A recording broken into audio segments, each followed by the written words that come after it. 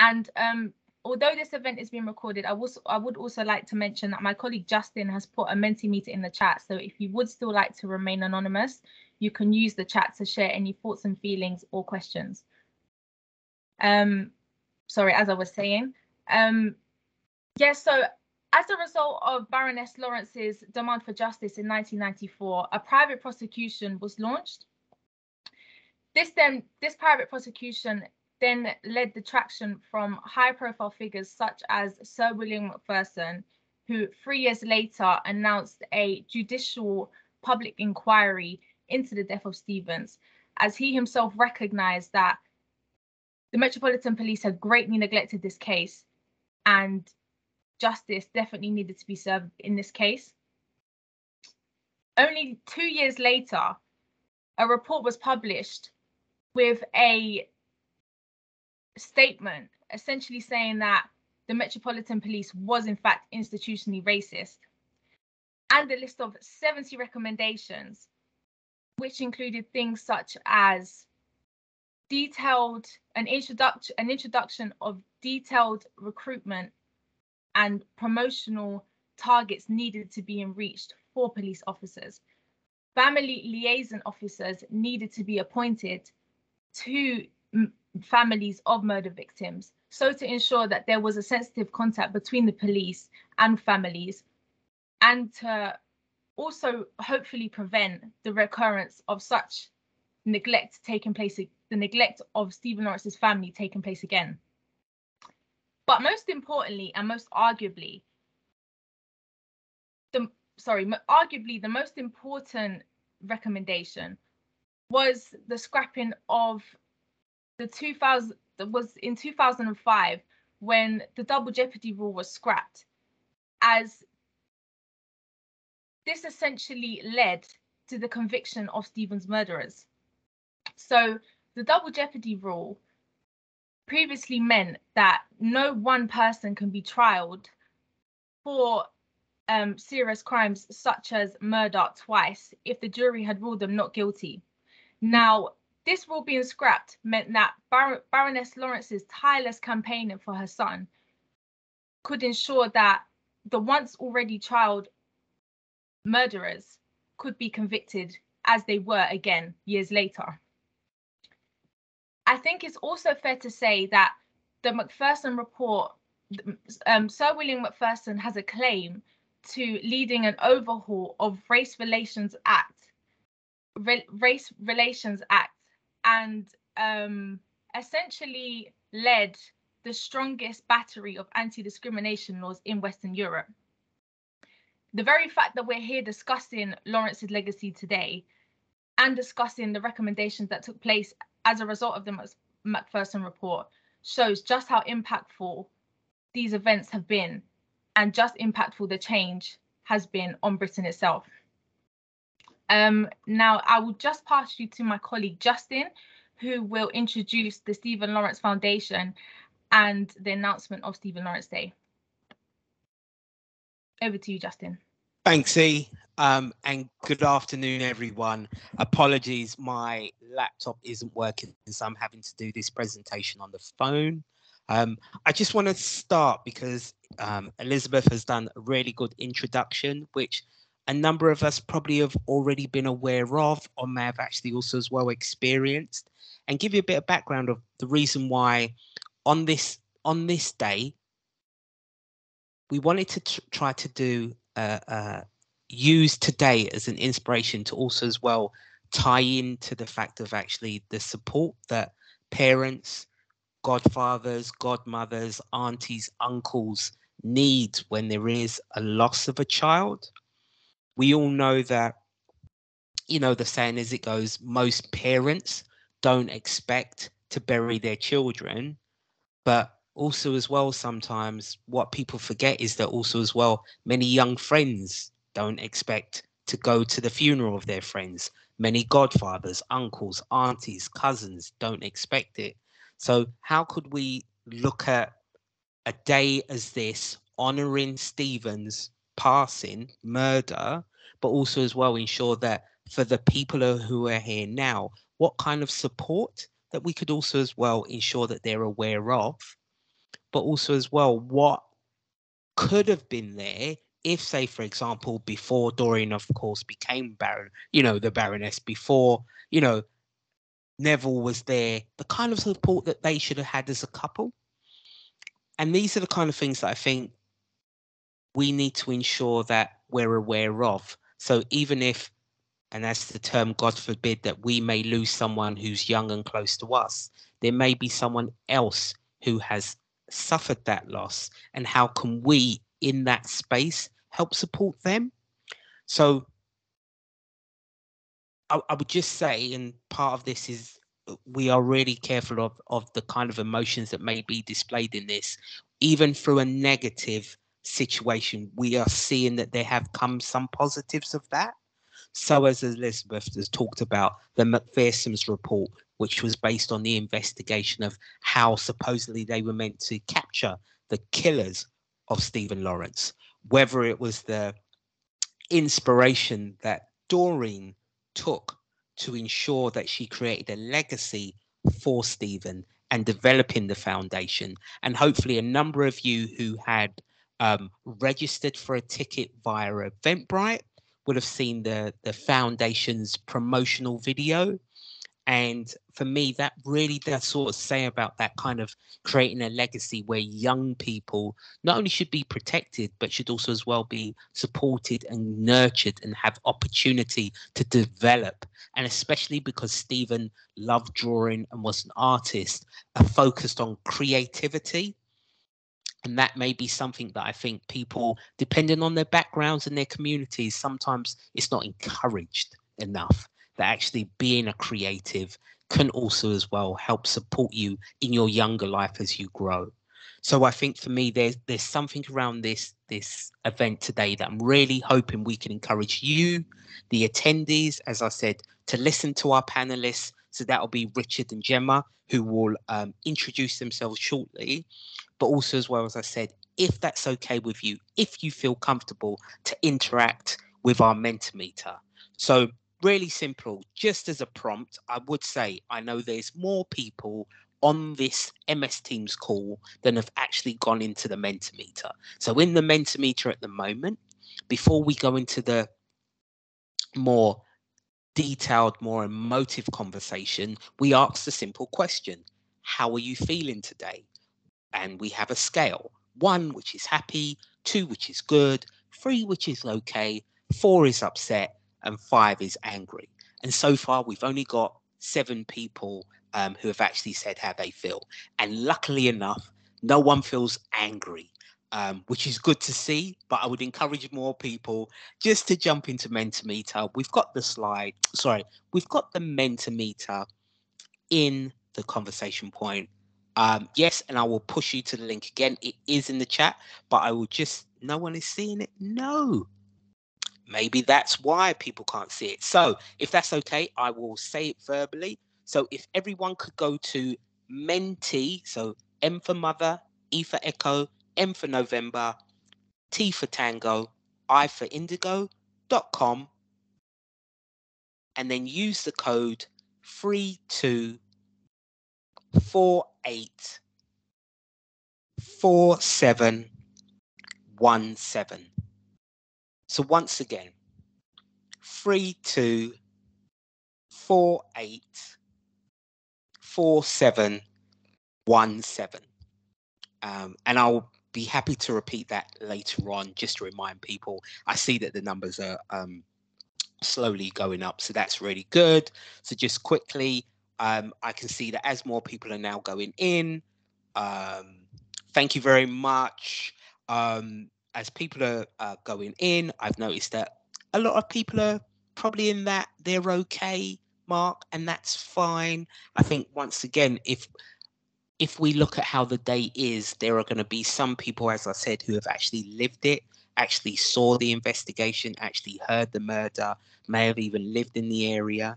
There may have been people who have learnt about this, whether through school, whether through friends, whether through the focus on the McPherson report and the media attention that they came.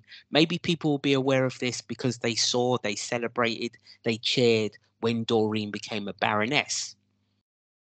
either way, hopefully what you will do is, and that's what we're sort of coming together, is not really sort of repeat what's happened, but actually learn from what's happened, which then encourages you as an audience to hopefully just go away and do some more of your own research. I truly do believe that this is a day that really does open people's minds on a number of different topics. So for me, one of the reasons why I wanted to work with Elizabeth and Richard and Gemma, because I always felt as a parent myself, if something was to happen to one of my daughters, I know I wouldn't know what to do. And so when I see people who have lost their children young, so for example, recently, the passing of Jamal Edwards, and how Brenda took that, and the first thing she wanted to do was same thing again, remind people that while you're on this earth, you know, you want to live your life, you want to create legacies, you want to help people. I think those kind of things are really inspiring. But we also as well know that certain parents or certain people who lose loved ones, sometimes it really does, they feel, you know, we've heard this, they feel that they should be the ones who should have gone and not that young person. So I really want us to sort of use what has happened to Stephen to also as well help educate us now. And apologies, I know I slightly overspoke my time, but I really wanted to sort of set the scene to help you as an audience hopefully just start thinking and taking up some tidbits of why we're trying to do this. So also as well, just to remind people, you have an opportunity to, after the presenters speak, you can either put your questions in the chat box, or if you feel uncomfortable because you don't really want your name to be demonstrated, we also as well have a sheet on Mentimeter where you can put your questions up and I will read them out on your behalf. So hopefully that sets the scene. I'm going to do that cheeky thing of saying to people, if you're comfortable for me to move on, please click on your virtual hands.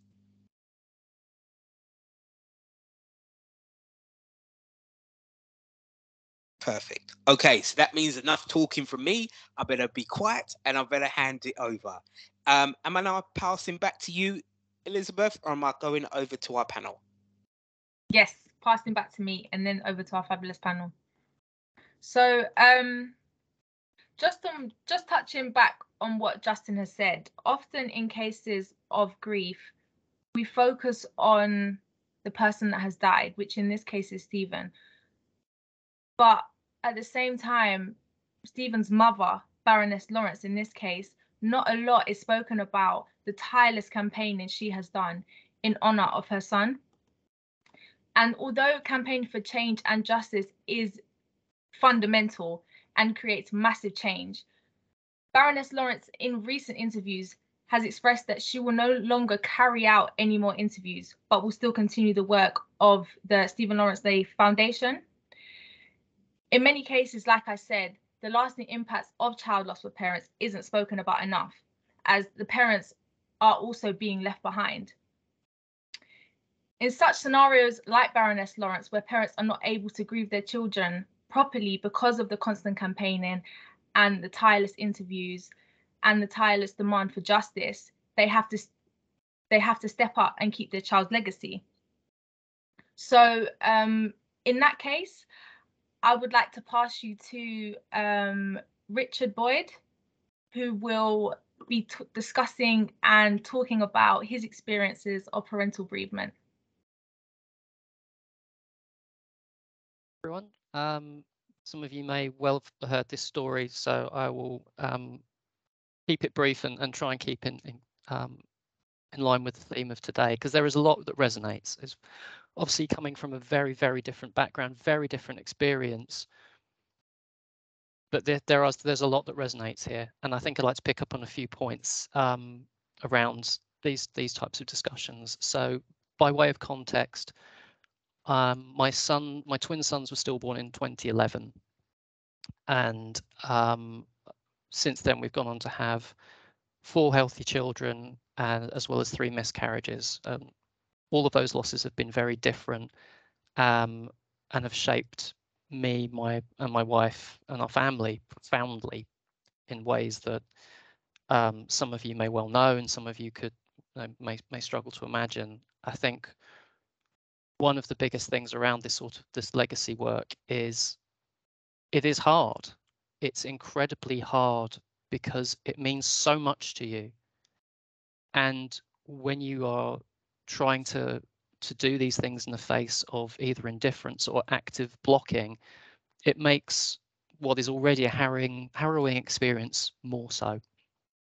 It's incredibly hard to deal with that. And I think from what Baroness Lawrence was saying about taking a step back, understanding that it's the time that you're using to try and create the legacy, to create change, to drive that change and keep that momentum going, as well as trying to navigate through grief, is incredibly challenging. And there has to be, you have to give yourself permission for those boundaries. And I know that when I've been doing the sort of activist work, the work I've been doing around staff networks, people, you can't do it on your own, and you shouldn't aim to do it on your own. It's important to have that network, whether that's friends, whether that's colleagues, people who get it and want to help. So you're not the sole bearer of the torch, and you can feel permission to put the torch down while someone else takes it for you until you're ready to pick it up again. And I think that's one of the things I would take from this is work like this, movements like this need volunteers, they need allies, they need supporters to keep it going when the headlines start to fade, when interest starts to fade to the new one. And seeing the Macpherson report, seeing the recent reports we've seen about the Metropolitan Police, lessons haven't been learnt. Same things are going on, and now because through social media, through evidence trails, we can see in some cases we can see how bad it has, how bad it is, and how bad it continues to be. And I recognise that in the experiences of looking at the reports around maternal bereavements, the various scandals, Morecambe Bay, Shrewsbury and Telford, the Ockenden report. We can trip these reports. Parents can often trip these reports off because we will see the same lessons being recommendations being made, and then a few years later we'll see another report with those recommendations being made where it hasn't done. And we know as government officials, as people who work in the service, change takes time, and government is incredibly slow, and cultural change is incredibly slow, and it can feel like the onus is on the bereaved individual to continue to push at a time when a lot of people are saying it's too hard, it's too difficult, here's a reason why you can't do it. So there is a lot there, and I would just like, I know it's a common phrase, and it's no disrespect to anyone who says it. I really loathe the phrase tireless campaigner, because it is tiring, and it almost feels like the onus is on to be that tireless person, and it can create a sense of unintended pressure to keep going when you feel that you may not be able to. But I'm sure people might have different feelings about that, and definitely support beyond parents. It affects people in different ways, and that can be at different times. And I think a lot of that is understanding what those needs are, and within the circle, who's best placed to manage those ones. So for example, I have friends who I will go to when I need someone to talk to, and I have friends who are rubbish at this type of stuff. They really awkward and terrible. So I don't go to them for this. I go to them for distraction. So someone to take me out of it and give me perspective, or remind me that there are other things that I enjoy doing, and give me permission to enjoy doing them. So I think those are the sort of points I just wanted to raise around some of the things that we've just discussed. So I'll pause for now, just in case anyone had any comments or reflections. And I will, I've just seen this comments, how many more lessons do these organisations need? Indeed, it does, but it just keep going. We just have to keep going, making sure we've got allies alongside to help carry on when we feel that we can't.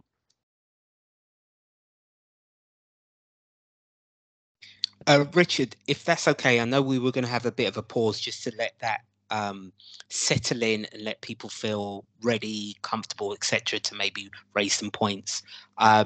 Ricky, I see that your hand's up, sir. I know it's been a while since we've spoken. Would you be all right to come and raise your point?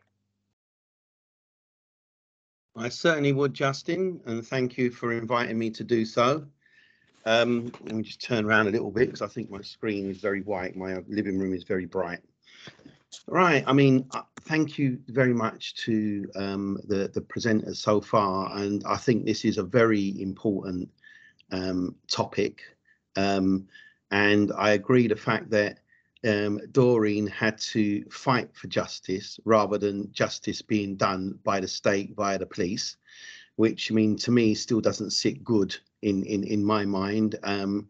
And I think the biggest I can say the biggest accolade to her efforts, I think that the Macpherson report and this has had far-reaching effects on institutions in the UK and also in society in general, although we still disappointingly have a long way to go.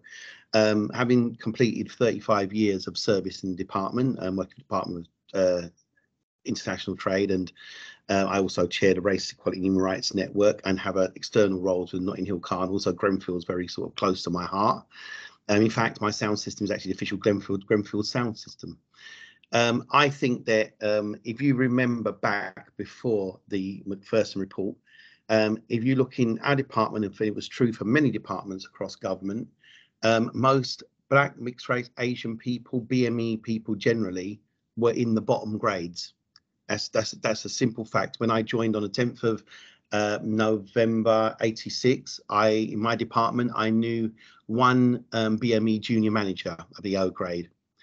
And I think that that Macpherson report caused departments then to have to submit their statistics to the Cabinet Office for review. And the moment that kind of, you know, scrutiny was there, all of a sudden there was a change in culture and you started to see more BMEs coming through. Although, as you say, we've still had challenges, but that was a significant, in my opinion, milestone to progress within our careers. And I think that generally it shocked society on this. One personal experience, I was in an office working in my department at the time during, you know, the time Doreen was fighting for justice, and I have had the pleasure of meeting her on more than one occasion. And a colleague in my office turned around and said, "Well, you know, I understand, you know, the seriousness of it, but you know, she does go on about it." And this was dead serious, as if to say, you know, it was wrong for her to go on it. So my comment was a simple one: if that was your son, would you have let it go? Because I certainly wouldn't have. So that's the kind of attitude that we have, that people were just fed up hearing about it. And that in itself highlights that there was work to still be done. And it's interesting, that same colleague later on and said, what I had to say to her, you know, not getting angry, just making that point, really resonated with them. And she thought about this in a different way moving forward. So I think that, you know, the accolade to the Lawrence family, in particular Doreen's efforts, and think about the impact on the family. Obviously, I'm aware the marriage broke up and stuff like this in fighting for justice. So people that think about not just the support wasn't there, there was an impact. Although she got there with the justice, there was an impact and a price to pay for the family, which is also disgusting. You know, and you argue that obviously it was treated differently, that might have been a different place. So I just wanted to share a few reflections and say that, you know, it's a shame, however, that these things did have an impact and did have caused change in institutions and society. However, there seems to be this bigger picture pattern that we have something like this. And at a time when it gets to the stage of justice is being sought and it's been achieved, that it has an effect for a while, and that seems to tail off, and people after a while seem to forget it, and we go back to the same issues. And then until something bigger externally happens, for example, the Black Lives Matter and obviously the situation in America, that flowed from the unfortunate situation, and then we have a whole new flurry of activity, and then it seems to go quiet. What concerns me is that it seems these external events seem to have an even bigger impact than our efforts of lots of great people in all departments that fight for this moving forward.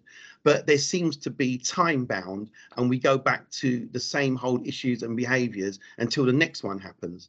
So this is a point that I've made in the bigger picture discussions in my department, and something that we need to keep the pace going. And like many others that are in the same space as me, I'm totally uncomfortable with how slow progress is in the civil service. I mean, I've been there for 35 years and we're still facing issues. My members are still facing a lot of the same issues they had when I was a lot younger and they was a lot younger in the department. Ricky, bro, sorry. It's just because I want to make space for other people as well to talk. Okay. I mean, you've hit, as per usual, you've hit points that I think a number of us are already feeling or already lived through.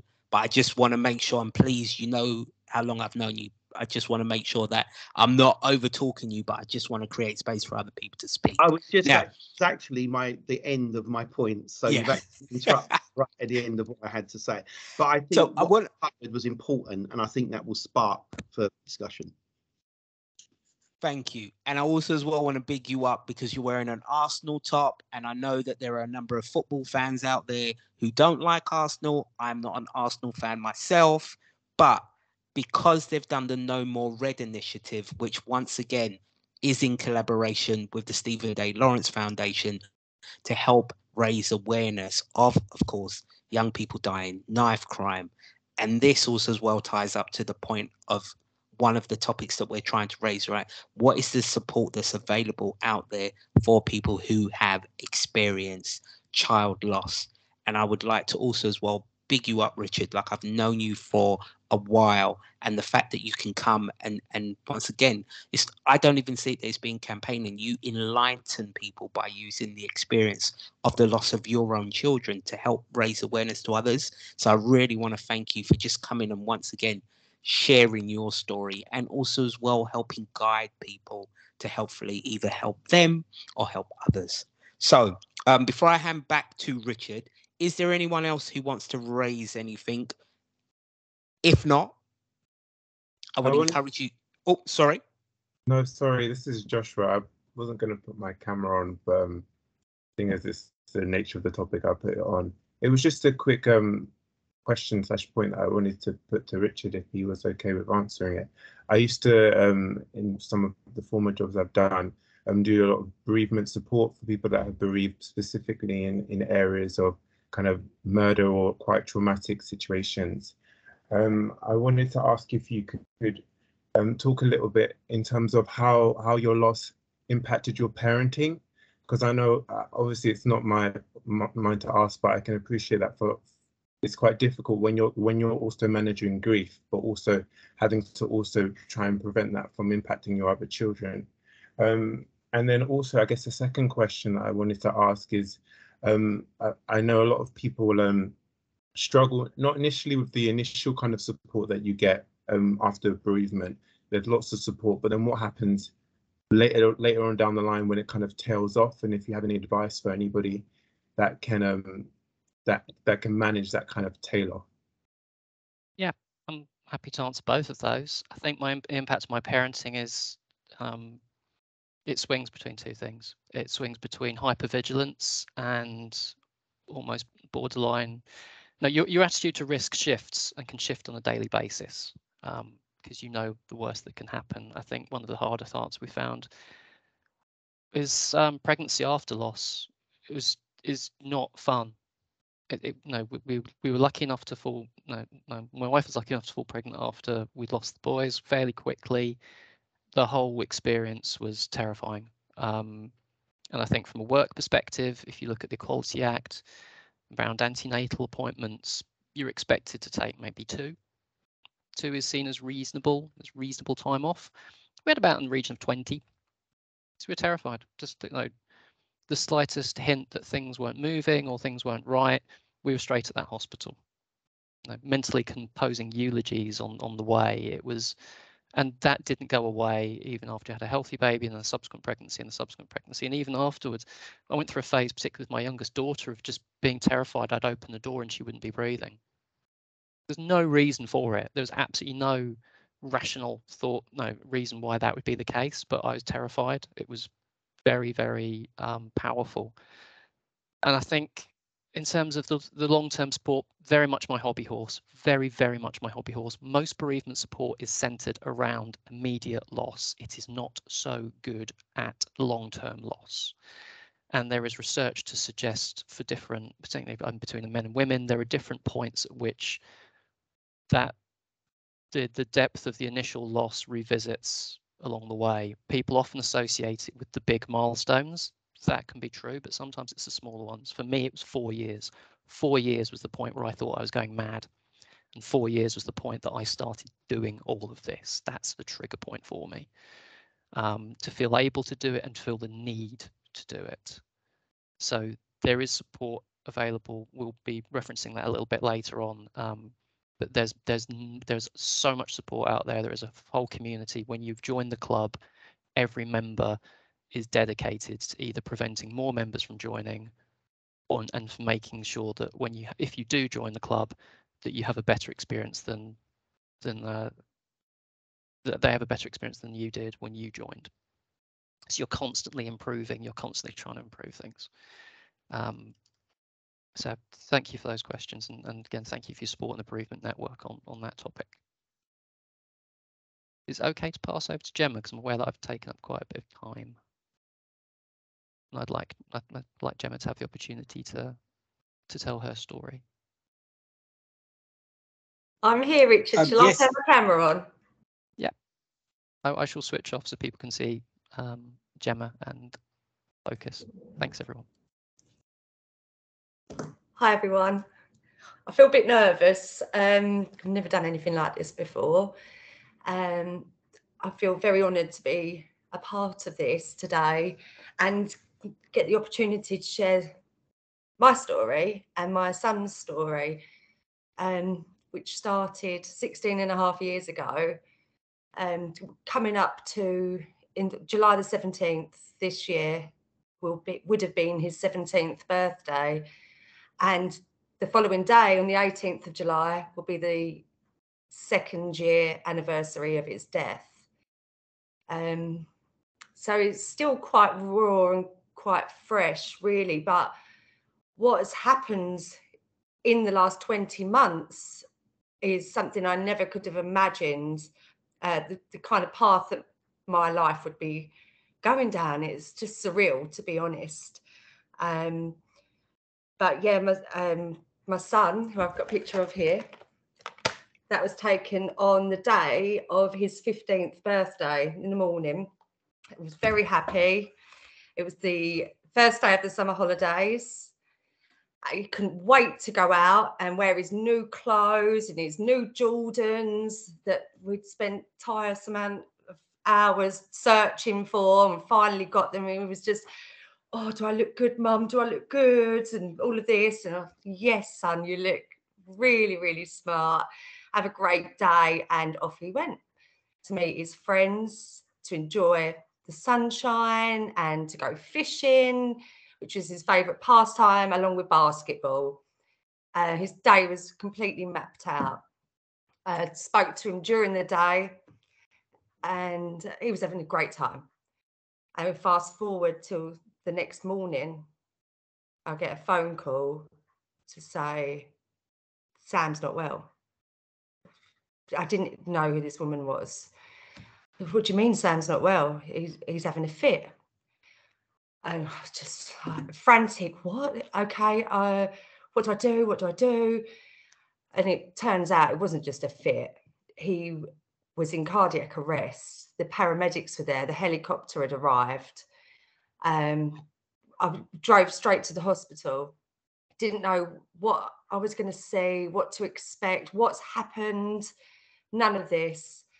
And an ambulance pulled in, no sirens on. I thought, that can't be him, that can't be him. Didn't see anything, didn't see anyone come out. Turns out it was him. And someone came to speak to me, said, we've left the machines on to keep his heart going for you to say goodbye. What do you mean to say goodbye? I thought he was just having a fit. What? I don't understand this. Walked in to A&E, and there's great big machine pumping on his heart so hard. The vision of that will haunt me for the rest of my life. And from then they turned the machine off and he died. Police came around that day about 6 hours after he died, find out where he'd been, what he'd been doing, etc. And we just could not make head nor tail of anything.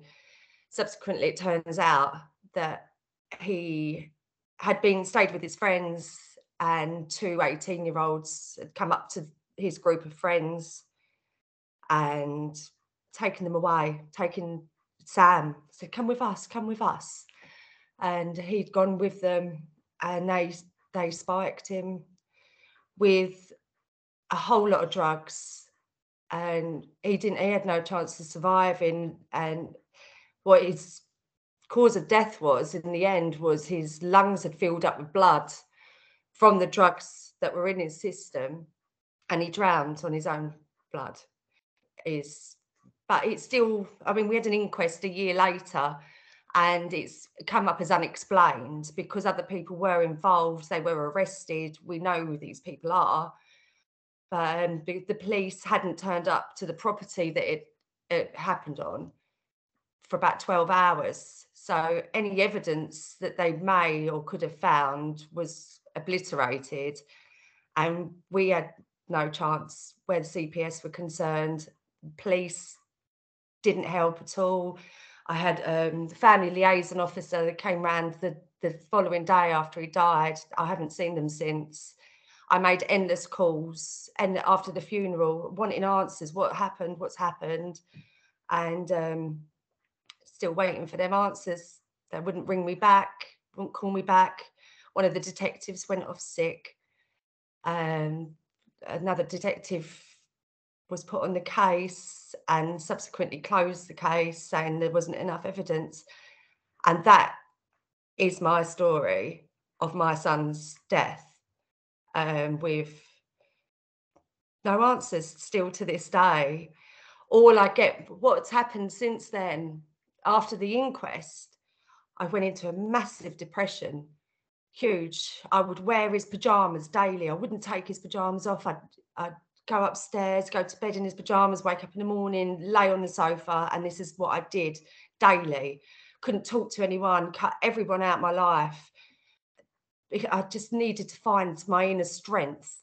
And whilst I was doing that, I was writing diaries, just words, really, things that were just popping into my head, words. And a lot of the words that I was writing down, it was just justice, justice, justice, justice all the time. And reading books, books for positivity, getting in touch with nature again, things that I never really thought about before, and turned my life around. And then from there, I plucked up the courage to write a new CV and sign up for jobs. And I got a job with the MOJ as a court usher, which I started in January. And really from that day is the day I'm holding my head up high, still trying to stay as strong as I can, but knowing that no one in this world can do something as terrible as take someone's life away and justice won't be done. So I just take my strength from that one day justice will come for my son. And that's where I am today. So I just feel very grateful that I get to share my son's story with you, and hopefully just hope and pray that justice is there, which it is for everybody. I don't really know what else to say other than that, but this is a great event to be part of, so thank you very much. Thank you so much, Gemma, for sharing your story. I'm sure I, along with everybody else in this, can say we are so very sorry for your loss, but thank you so much for sharing your story. Thank you. Does anybody have, Justin, do we have any thoughts or reflections in regards to Gemma's story in the Mentimeter? So not at the moment. So we still have people who are still deciding on either what does Stephen Lawrence Day mean to them, or they have raised a couple of questions, which I'd like to save to the end, because I think that's more of a group conversation, but not really focused on Gemma. I mean, I personally would just like to reiterate what you said, Elizabeth. Gemma, for you to be able to come and, as you said, this be your first time of sharing a story in a public setting. There's been some, I'm not sure if you can see the chat, because I do know that some people based on their departments can't see the chat box, but there has been so much support and love and respect for you being able to share that. Oh, wow, I'm looking at the messages now. I can't believe it. Thank you so much, everyone. It really means a lot. Thank you. And no, Gemma, honestly, I think this always comes back to that point around people, when young people pass, and EU really made that people focus on the person who passes, but not really focus on the people who are still here. And as I said, I've always commended Richard. I've always loved the work that Richard's done. And Gemma, for you to come and share your story, I think once again, it just highlights it's how an uncomfortable conversation can actually hopefully either one, maybe help the person who started that conversation, so that would be you, and you can see that, you know, people who you may never know, but you may walk past the street, have heard your story and commend you for your bravery. And I know I know also, as well, as you're saying, like, that tireless fight for justice is something that I think every parent, everyone who has loved someone who's passed away, especially in ways when that death has not been something that can be easily explained as something medical or something like that. So loss through a tragedy, definitely. If it's an unjust, we need to find justice. And it comes back to the point of when you look at people such as Baroness Lawrence, what they've done. Now, there has been some reflections, sorry, E, that were in the chat that I think when we originally started talking, which is around the why the people such as Baroness Lawrence and Gemma, for example, have to fight for justice when they should actually be supported in their grief.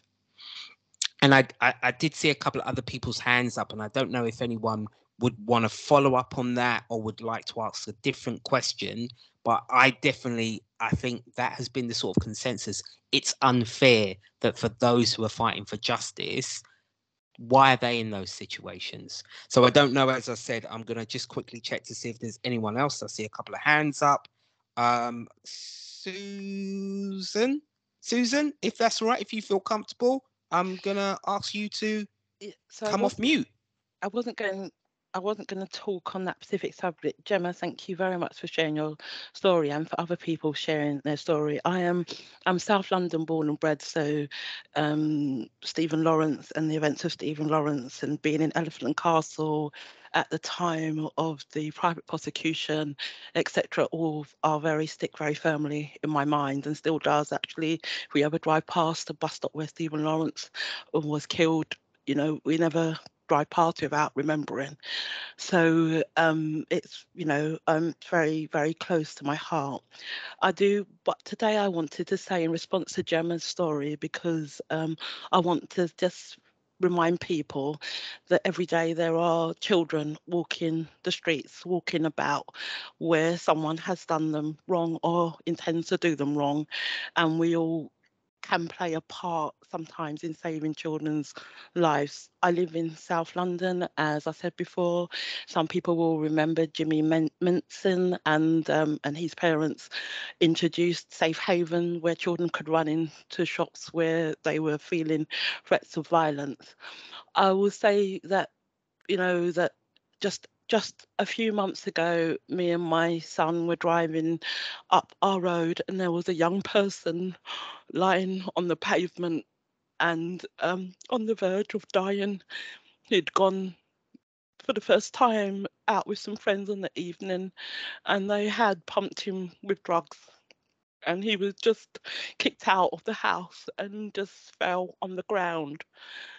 And we were very afraid to stop the car but we did, because you don't know what you're getting into. And all I will say to everybody is that do look out for young people in society, look out for them, because they are vulnerable, and don't be afraid to stand up to protect them and to save them if you are in a situation where you're able to do so. I'm a chair of a very large youth. I'm a trustee of a very large youth organisation in Lewisham, and every day we're supporting young people. But I just want to say that as we walk about our lives, we can safeguard children. We can help to safeguard children just by stepping up sometimes, or just looking out. And so that's why I just wanted to say that to everybody. Please do all you can to protect children, and not just protect children, but protect the concept of childhood, so that young people can live better lives. Thank you so much for sharing that, Susan. I can't imagine how traumatic that must have been. Yeah, I really can't imagine how traumatic that must have been. But like you say, thank you so much for being brave and actually going to check that the young person was okay, because I feel like everyone's so, when you're walking in the street and you're going about your business, you often just stick to yourself. And like you say, not a lot of people check in to see what's going on in situations like that. So thank you so much for your bravery and sharing your experiences. Sorry, can I just quickly jump in? So Susan, sorry, once again, this is something that we sought advice on with regards to, we can understand that things are quite emotive, and I think both myself and the other presenters and like the Fame Network, same as said, really do commend you for your bravery to share your story, the same way with Gemma, the same way with Richard. But also as well, what I think I loved more than anything is that you're actively taking part in that safeguarding. So there has already been a few people who would like to know the name of the organisation that you're involved in. So when you feel comfortable, please just put that in the chat box, and then we can also as well share it. Or if you want, put it in the Mentimeter, and then we can keep that and share that with people who were unable to attend today. So sorry, I just wanted to quickly jump in and say that. I'm going to pass back to you. I think there is another person with their hand up. So would that be all right if you can just go out to, I think it's Hannah. I could be, yeah, Hannah. If that's okay, I'm going to ask Hannah to come up, and then I'll pass back to you, and then we'll go through the rest of the slides. So Hannah, if that's okay, please come off mute.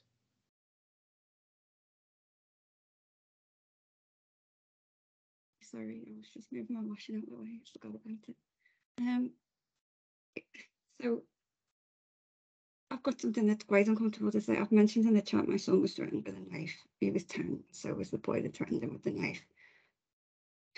I'm a sexual assault victim myself, and just yesterday I was approached by a man on the way to the shop. On the way to the tube, and he chased me, and he was shouting obscenities at me, and it was just yesterday. And I ran into the shop and hid from him, and then I went and got in the tube. I've mentioned I would never tell the Met Police anything about that because I wouldn't expect to be well treated. But that's not my point. I mean, I even forgot about it for most of the day because it's that routine that these things happen. But my point is, this man was unwell, and this kid that threatened my son, I mean, the man that threatened me was homeless, I think, and he was very unwell, clearly. And this kid that threatened my kid, like, what's gone on in his life? What's happened to him? Where's the support? He's a 10-year-old with a knife. It's not a perpetrator, that's a victim.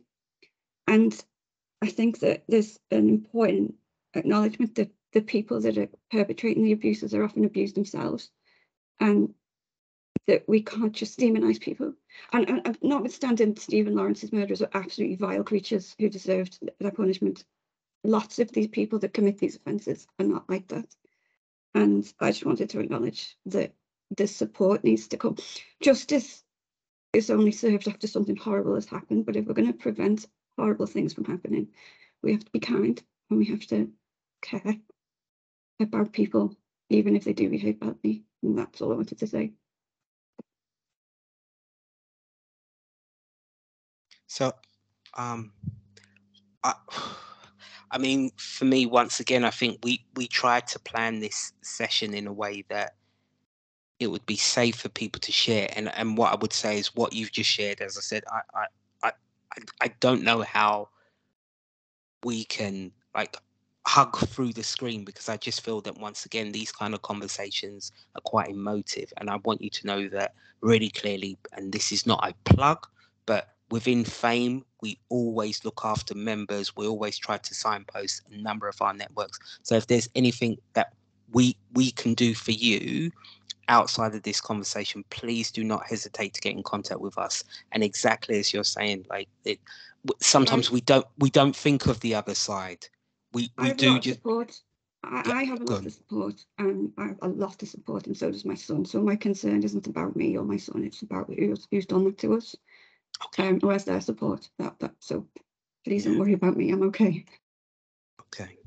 All right. All right. So thank you. Richard, I saw that you had your hand up. I don't know if there was something that you wanted to say. It's just to follow on from Hannah's point, and I'm sorry you both had to go through that. I think one of the things that has been going on, and one of the things I've been learning about a lot, is trauma-informed work and safeguarding is about identifying those things, as you say, to stop the perpetrators, to understand what's happening to them that makes them think that this is an okay way to behave, because the patterns we have in childhood replicate in adulthood, and they're very hard to change. So I think in identifying those things and helping people get rooted, allowing perpetrators to get support so they don't do it again, to understand what other options, whether that's dealing with the root causes around emotional regulation, around poverty, around all of these things. It's that safeguarding thing of building up the picture and making sure the right people know, so they can get the evidence they need to escalate it to whatever point. It is hard, it's horrible, and it's admirable that you can go through those things and still see the human at the other end of the person who's hurt you. So I think that's all I'd really have to say, is that there are things going on. There's a better understanding of these things, but it takes time, and it takes money, and it takes resources, and as we've seen, that's quite difficult in terms of culture and in terms of funding. But we keep going. All we can do is keep going.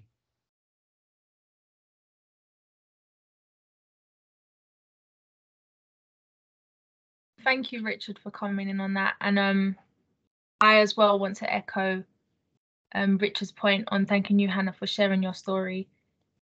I just wondered if we have any more thoughts and reflections on our Mentimeter. I haven't seen any more in our chat. So there's been a couple of questions, if that's all right, Elizabeth, that I think were quite interesting, and if the panel feel comfortable answering. I think one of the ones was, how do you actually bring up loss or start a conversation around loss in a working environment? And I don't know, Gemma or Richard, if there's anything that you want to sort of respond to on that. Can you see me? Oh, Hear you, Gemma. hey. So I'm very vocal. I'm very open about it. Very because I wouldn't know how to live my life without being truthful about what's happened to me.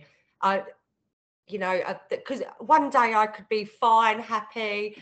Next day I'll be very quiet, subdued, and people are thinking, what's the matter with her? Normally she's so happy.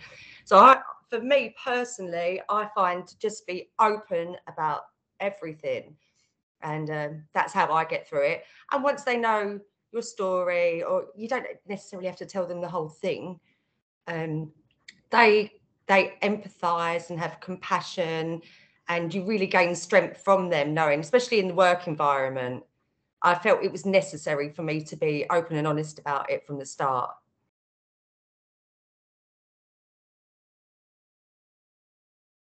I think from my experience that it is a difficult one in terms of when it happens. It would depend on the sort of relationship you have at work, the support network that you have. I moved jobs shortly afterwards, partly because I didn't feel supported, partly because my whole worldview had been shattered and I'd reevaluated a lot of things about what I was doing with my time and what was important. And when I joined labour markets 10 years ago, I didn't want that to be the thing people knew me as, because I was already new and I didn't want to be defined by it. And I still don't want to be defined by it. It's part of who I am, but it's not all of who I am. Because if I allowed it to become all of who I am, I wouldn't be here in the same form. Because when it hits, it's all consuming, and to have that all the time would be unsustainable. So I think it's having events like this. It's doing the blogs around awareness weeks, and just creating personal stories to link to what could be kind of, particularly around pregnancy loss and baby loss, can be quite abstract because it's all expressed in medical terms. So it's just creating that human connection, and just having the conversation not be a big thing. I think one of the challenges that bereaved parents have is the answer to the question, how many children do you have? Because the answer will vary depending on who it is and where I am on that particular day. If I don't want to have the conversation, I will say 4. If I do want to have the conversation, I will say 6. And generally that's like, oh, you've got your hands full type comment, until people look at the hospital notes and go, oh yes, that's why. So it's an incredibly personal thing, but I think the way we have these conversations is just creating a space in the workplace where we can talk about those that we've lost in the same way that we talk about our friends or our family. You know, the fact that they are not with us doesn't mean they're not with us, if that makes sense. It's still, grief is love. Grief is love with nowhere to go. So grief can be painful, but it is still, you know, talking about our children, being allowed to talk about our children, feeling allowed to talk about our children, even if we don't take the opportunity, makes a huge difference. Thank you, Richard, and thank you, Gemma, once again for not only sharing your stories on loss, but also as well giving us advice that we can take away. And there's a bit of a segue, Richard, as you're saying about grief is love, and actually there's a point around the fact of, and this was a question that came up in Mentimeter, and I'll read it out verbatim. So while no one can derive any joy from activism as a result of trauma, is there a sense of fulfillment that one can derive from this and can cause change more widely? And I think that's quite a good question to sort of pitch us in the fact of, and this is what I'd mentioned before, so it'd be good to get your point, Richard, around that. If we use Baroness Lawrence as a barometer, so, she loses her son, but yet she uses that to sort of maybe cope with the grief, to focus on the justice or the injustice and focusing on finding justice. Not only then does she have the changes in the family dynamic change, but then once she's managed to navigate herself through that, she then focuses on building a foundation. So maybe for Gemma or Richard, I don't know, maybe the term joy may not be right, but is there a sense of fulfillment by being inspired through loss? Huge question. I wouldn't call it fulfillment at all, or joy. It's a need. It's a powerful need, and I think that's what drives the guilt. And it's driven by guilt. A lot of the things that go on with losses are preventable, and that's what's so hard. And that goes back to the lessons learned thing. And your work as a bereaved parent can sometimes feel like you're trying to drive those lessons learned through the heads of the people who are in positions to make that happen, whether that's the police, whether it's midwives, whether it's doctors. You're just trying people to understand what really, if you think about it, aren't complicated things, but sometimes people feel that they need to have reports to put simple things into a way that they then have to do something about. And I think fulfillment is a dangerous word, because when you're doing a campaign for so long, it's disheartening. You're banging your head against the same brick wall. You're being stonewalled. You're being pushed back. You're being told that your grief is not valid. You've been grieving too long. Shouldn't have you moved on by now? There is a shelf life to people's expectations around grief. We've seen this in the work in America, where the psychiatric community is now creating the idea of prolonged grief disorder. It's dangerous. Grief is politicized. It's cultural and it's political, and that makes what should be an expression of love messy and harder than it has to be. I try and keep my targets small. Yes, I'd love system change, I'd love cultural change, and I work towards that, but I have to keep my goals small. In if this session or my talks or anything I've written helps one person feel better, or routes them to the support they need, or helps them support one of their family members who's gone through similar, then that's a win. It's not always about the attendance, it's the quality over quantity. But yes, of course, the big stuff is still there, but I have to keep things realistic, otherwise I will go mad. Thank you, Richard. And Gemma, is there anything you want to add on the back of that? I think Richard covered everything there. He said it really well. I think it's for a lot of us, it's a day-by-day process. Wake up in the morning, crack on. You find this inner strength that you never knew you had, and then you can carry on sitting and doing and living. I had this, what I thought was such a great life. I was just a mum to 4 children, and I absolutely loved it. Loved my children and being there every day. And then all of a sudden, what is your normal and has been your normal for 20 years is shattered. And not only are you dealing with the grief of losing a child, it's the loneliness and the grief of that whole family aspect, and your hopes and dreams that you had with your children for the future. It's all smashed to pieces. It's gone. And you've got to find yourself again and go, wow, what happened there? What do I do now? And it's a learning curve, and you just take it day by day. Wake up, try and bring as many positive thoughts and people into your life as you possibly can. Sam will always be there. He's there with me every day. I have reminders of him every day. But the one thing for me is, don't focus too much into the how he died.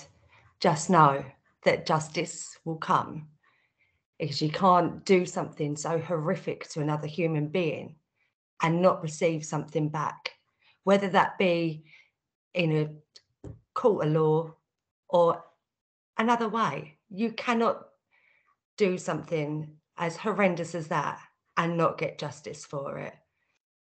So I take all my strength from that and don't focus too much into the hows and the whys. Just know it's there and it's coming. Thank you, Gemma. And this, once again, and I apologize for people because we've slightly gone over time, but I think for an event such as this, we also as well want to create an environment where if people are comfortable and are able to stay, that they can also as well stay, and if they feel comfortable, raise what they want. So I want to thank Richard and Gemma for sharing their story.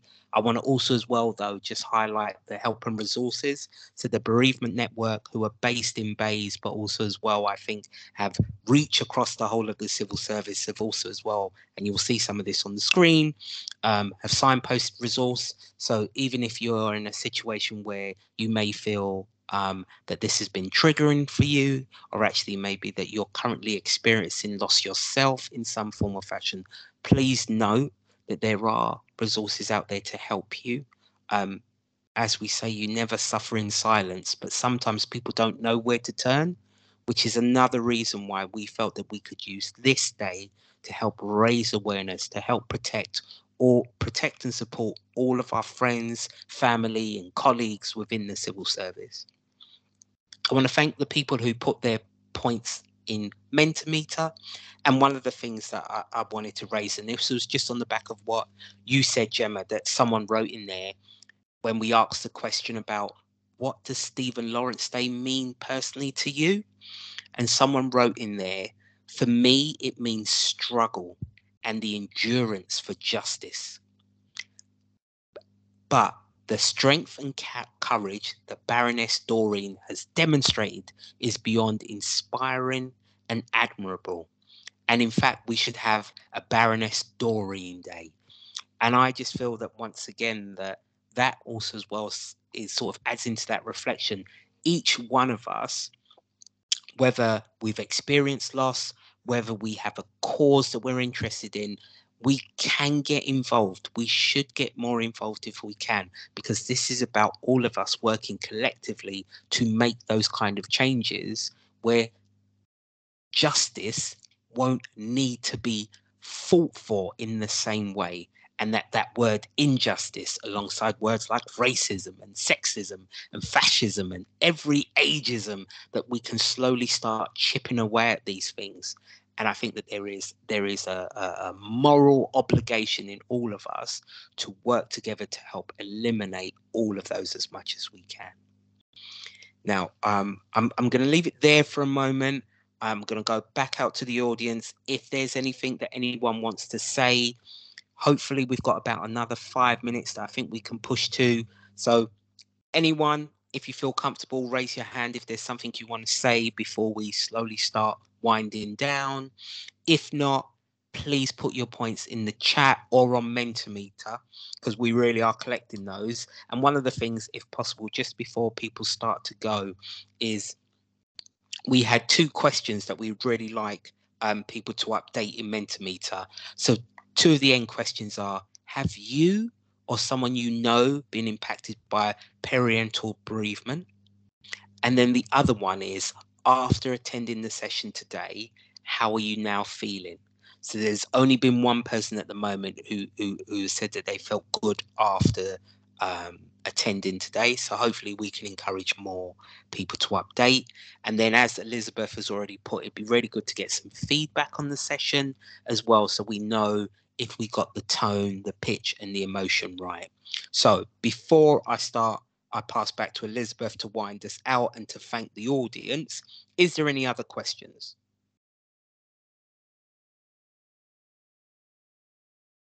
I see Amanda. Amanda, how are you? I see your hand up. I'm going to hand over to you. Can you hear me? Hello, Justin. Can you yes, hear me? Indeed. Oh, perfect. No, yes, it wasn't indeed. a question. It was just really to say thank you to Gemma and Richard for being so brave to come up here and speak about their personal experiences. And just, I suppose, as humans, we all take things for granted, our children for granted. And it's just to, as people were saying before, like just come together, step in where we need to step in and just do our bit. I mean, we don't have to go out every day and take up hours of our day, but it could just be one little thing that we do online or to support causes moving forward. It's just a shame that I suppose some of the authorities involved in particular cases that have been discussed today haven't really dealt with things the way we would like things to be done. But unless we feed back into the system, changes don't happen.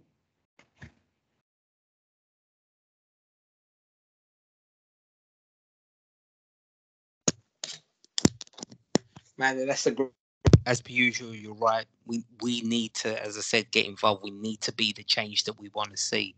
So I want to thank you very much for raising that and just adding your special touch to these kind of events. Thanks, Dustin. I'm gonna pass over to our last person, if that's all right. Zuriel, I think I've pronounced your name wrong though. It's Justin. That's it's all right, Zuriel. Zuriel. Blessings, brother. Yeah, thank you. It was just a quick comment, really, just around. I think it's great that I guess, for the Stephen Lawrence legacy, that's got national recognition and emphasis around it. I would say, like, when there are different agendas that I think Ricardo referenced earlier, that it can be triggering for families that have lost someone in similar circumstances that don't have the same recognition around it. So I would just say as well, I think there could be a piece of work that when these things do come back onto the national agenda, to just support those that have been through something similar. Because you may be like, wow, was the person that I lost not as special? Why is that not national news? So I just wanted to make that comment and observation as well.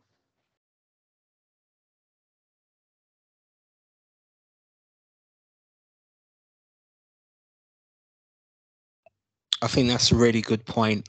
I mean, there's something around the fact of what we should all, what can we all do? How can we get involved? And it's things like what you said, things like what Susan said. There are organisations. We don't have to, do all of these things on our own. In comparison to, like someone like Susan who actually stopped her car, she's also as well involved in her own organisation to do that. So I definitely think I'm hoping that people sort of, even though it's been quite an emotional session today, I hope people can hopefully be inspired. They can take something from this. They can learn. They can also as well hopefully share this information. So for me, I think even though the Bereavement Network, they have so much support and so much advice that they can give. Of course, it's a shame that people have to go there to get that information because of course they're suffering loss in some form. But one of the points I think Ricky had mentioned that I had always thought about when trying to help organize this session is, what about those who are left behind? And I really think that they also as well need support during that. So I'm going to hand over to Elizabeth to finish the session. I'm going to thank everyone for participating by spending their Friday afternoon. And I'm looking at the sun and I'm thinking, oh, this is lovely. But spending your Friday afternoon with us, taking time to fill in the Mentimeter, and also as well, actually just like turning up for the event. We know that there's so many other different events for Stephen Lawrence, and to honour his memory that's going on today, over the weekend and yesterday. But as I said, we just wanted to give a different take on his legacy. I'm going to hand over to you now, Elizabeth, if that's okay, to wind up the session. Thank you, Justin, and thank you to both our speakers, Richard and Gemma, and thank you to everybody who not only participated in this event, but who attended. We appreciate, as Justin said, that this conversation was very emotional. So I originally incorporated 10 minutes so you could wind down after the event, but we have gone over that time. I do still encourage you to take 5 minutes or however much time you need after this call, so you can recollect your thoughts and take a cup of tea or just a breather before you continue with your day.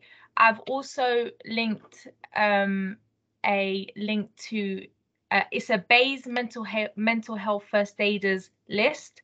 I'm pretty sure that even if you're not from BEIS, they'll be more than happy to either signpost you or have a conversation with you. Again, thank you very much, and I hope you all have a lovely weekend and a lovely rest of the Friday. Thanks all. Thank you. Thank you. Thank you. Thank you, everyone.